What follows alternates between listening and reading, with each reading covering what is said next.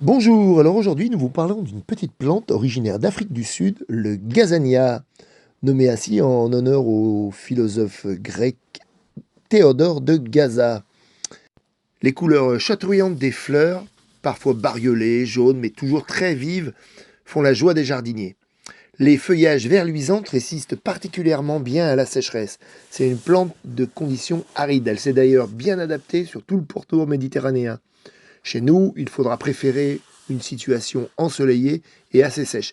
Désormais, avec les hivers particulièrement doux, elle arrive à quasi être vivace sous nos latitudes. Là, on a une variété à fleurs très large, la variété Enorma, alors, tout aussi remarquable par ses couleurs et ses formes de fleurs. Alors, le gazania fait partie de la famille des Astéracées. Mais avant, cette famille s'appelait la famille des composés.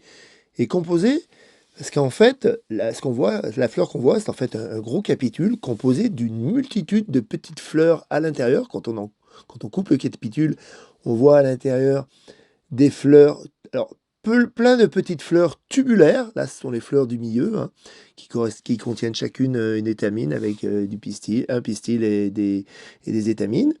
Là, les fleurs tubulaires à l'intérieur. Et autour, des fleurs ligulées. Et le ligule, c'est ce qui fait le pétale.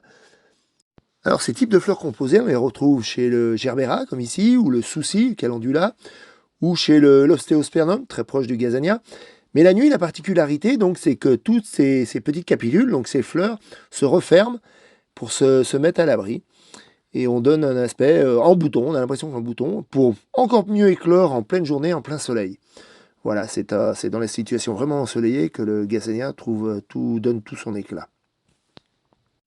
On a plusieurs types de gazania, dont une variété avec des feuilles très grises et un petit peu poilues, une autre variété très résistante au soleil.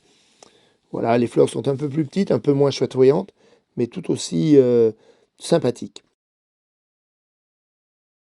Allez, en petit clin d'œil avec ces couleurs chatoyantes, on va essayer de faire un petit massif, un joli petit massif. Je plante quelques jolies phlomis à l'arrière, des phlomis jaunes, hein, phlomis fructicosa. Voilà. Donc devant, une petite bande de gaza. 1, 2, 3. Voilà. Donc une bande de gaza. Et derrière, ah oui, j'ai oublié de vous dire que les phlomis, c'est des sauges de Jérusalem. Comme quoi les fleurs savent bien s'accorder.